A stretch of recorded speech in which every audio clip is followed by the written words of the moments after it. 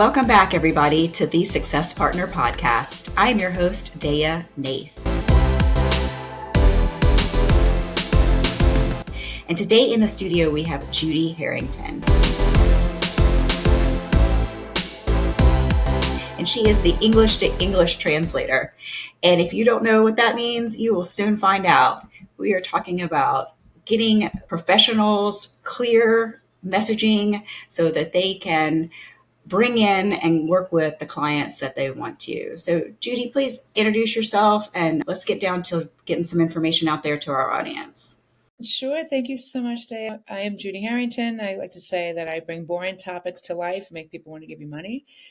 I am a copywriter by trade, and I'm also a recovering paralegal. So I have once sat in a law office, spending a good portion of my days translating what the lawyer said to what the client needed to know. That is a whole skill set. Yeah, that's how it all started and is how it's going. And interestingly enough, I did that when I worked in finance. I've done that working in real estate. So, every profession has their own vernacular, their own alphabet soup, whether it's full of acronyms or shorthand. And once you're in that soup, it's hard to see outside of it. Another metaphor I use, it's hard to see the label when you live inside the bottle. Mm-hmm. So things that may be self-evident to you as the business owner, whether you are a lawyer or a financial professional or insert technical person here, are not by nature known to the people you're typically supporting. So no one woke up one day knowing about the law or finance or real estate or AI. There's not an intuitive gene we have inside of us that somehow made us all fluent in this. Definitely a learned skill.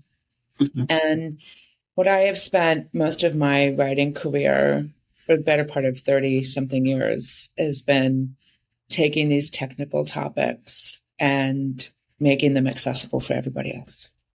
I love that because our clients aren't listening for they don't know they need a MSJ or a this or that. They don't understand it like we understand it in every category. I mean, they may be a contractor, so they're going to speak contractor language. And when us going back and forth, that was my background. So I'm like, oh, I can speak contractor and I can speak attorney. And now we have a conversation going on.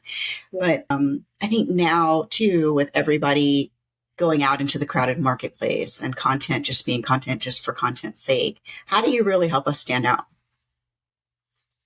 That's a great point because there's a content machine out there. And one of the things that I ask my clients to think about is, what do you want your audience to feel? Mm-hmm. What do you want them to know? And what do you want them to do? And that's a rule that applies to a lot of actual fundamentals in writing. But I find that it's really helpful for grounding clients in what it is that they want to discuss. Is it something that everyone else is doing, so they think that they should follow the lead? Or are there things that they wish people knew that they just haven't had the time, inclination, interest, insert objection here, for doing or creating the content themselves? So a lot of my clients are deep experts in what they do. And a lot of them fall into the archetype that I call a verbal visionary. Mm-hmm. People who can talk all day long about what they do and why it's great and how they're great and all the solutions they've made and all the money they made and all this, all this. But when it comes time for them to write it down, they're like, oh yeah, I'm not interested. Right. So I kind of pull all that out of them. But a lot of the times it starts with, I tell them, what are the top 3 things that you are sick and tired of saying to clients? What are the things you think to yourself, if I say this to one more person, I'm going to commit a felony. And that's what it comes down to. It's you hear yourself say the thing over and over and over again. So if you're saying it over and over again during an intake or during any part of whatever the experience process is with you, then it's probably something that your digital audience can benefit from as well. And you can do that in the form of a blog. You can do that in the form of a LinkedIn post. You can do that if you're someone who's uncomfortable in front of a camera and just speaking into, your iPhone and doing, an Instagram reel, then that's great. Like the format is not even, or the platform is not even, that's not prescriptive. Mm-hmm. What it is that you need to get down to what is the thing that I know that I've been parlaying to people over and over again. That's the number one clue that it's something everyone else needs to know, that those are not the only like 3 people that need to know this. So that's really what I come down. That's how I extract that information from them to help them differentiate from everyone else out there, because it is very often something that, while it may be thematically similar to what they're hearing other people say, how you deliver the message is uniquely you. That's true. That's great. And we have such like niche audiences and specialties, and they don't always feel obvious. Like you said, if you're inside the jar, you don't realize that, oh, I have a lot of men with custody issues. That seems to be my niche, and I didn't even know it was my niche.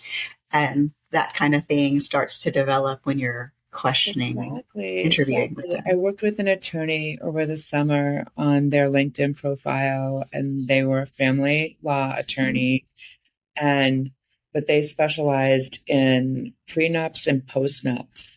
Okay. And I was like, I'm sorry, what?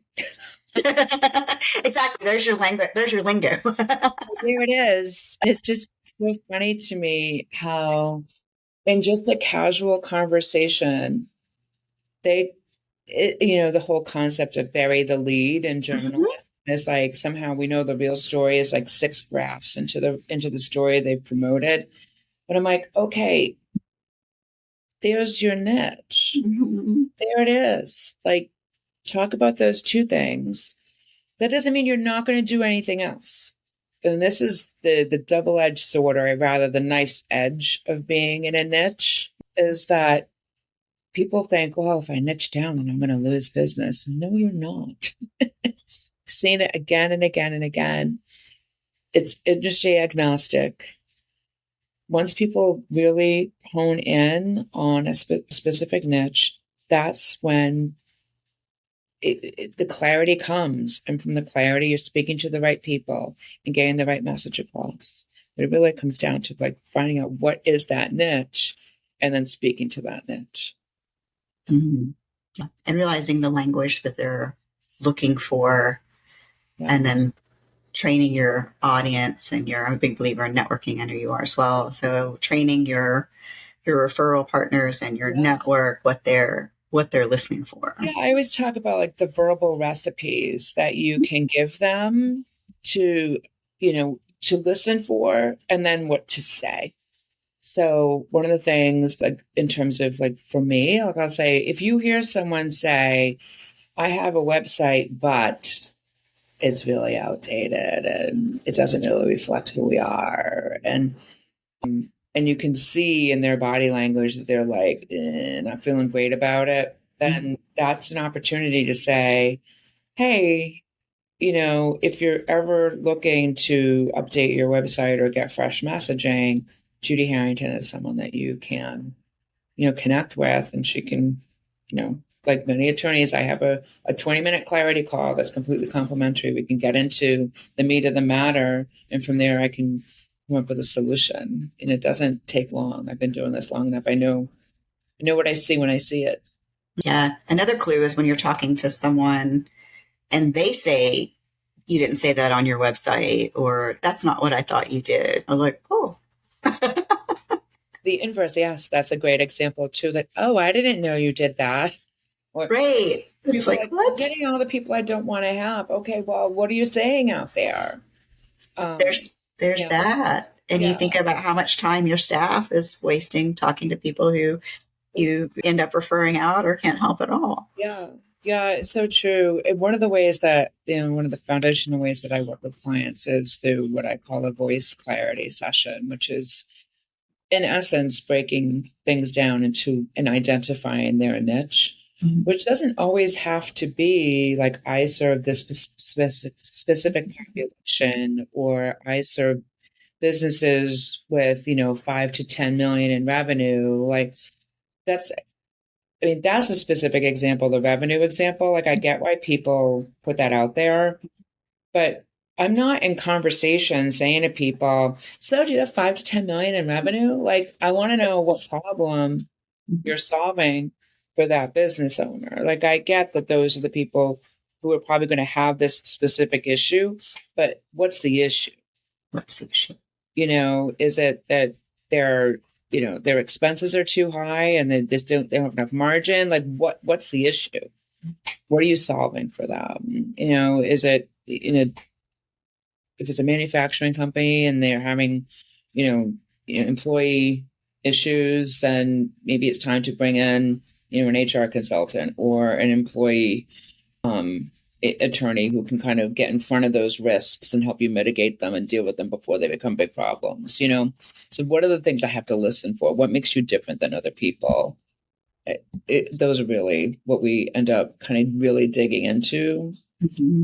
And then it never fails. Like at the end of every voice clarity session, right before we're about to wrap up, someone says, oh, there's this other thing, and I don't know if it's really important, but, and then they give me the whole thing. The real story. The whole story. The whole story. I was working with someone literally this morning. He's a financial planner, and he gave me basically the 4 pillars of how he operates with clients and the questions he asks. And I'm like, really? Don't get me wrong. The other stuff was gold as well, but that was like it was just so amazing. But it's the thing that you think is obvious or self-evident.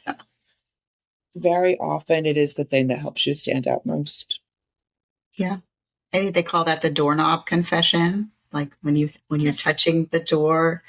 I don't know how many times talking to in a coaching call or consultation, we're wrapping up. Nice to meet you. I don't feel like it's really going to go anywhere or whatever. And then they'll go, but you know what my real passion is? Like, no, I don't. And we've just spent 45 minutes talking about something else. And now you're going to tell me. I lost all my superpowers when I married a mortal. And I don't know those things. But I also call that the Columbo effect. Remember, this might be dating me. And You love Columbo. But right. So Columbo is always that, oh, one more thing. One more thing. And one more thing. And one more thing. And another question that I ask sometimes, and I actually curate testimonials for clients sometimes as a gateway into getting into their messaging. Mm-hmm. And so I break it down to 5 questions, and I'll literally interview their happiest clients to find out what it is that they love about working with you so we can attract more of the same, right? So there's a couple of different gateways to get into this, but this is one of them. And the last question I ask, the client is like, so if your best friend wanted to work with Daya, what would you say to them? And there it is. It all comes out. Everything that the questions that they maybe were not answering earlier in the interview, right there on a silver platter. All the great nuggets, all the beautiful sound bites, all comes out with that doorknob confession or that final question, like the money shot. There it is. It's wild.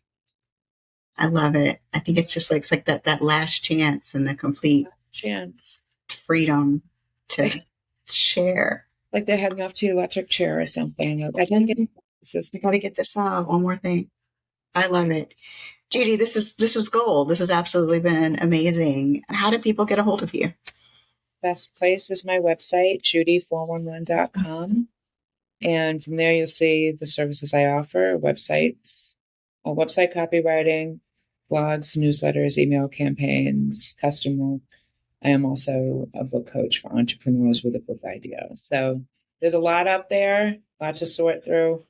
But you can all circumvent all that and just email me at judy@judyforwan.com and tell me your writing challenge, and I'll step to the plate and help you out. That's awesome. And for our listeners, our audio only folks, it's Judi with an I, and everybody else, you'll see it in the show notes. So this has been another episode of the Success Partner Podcast. I'm your host, Daya Naef. Please like, subscribe, and stay tuned. Thank you so much, Dan.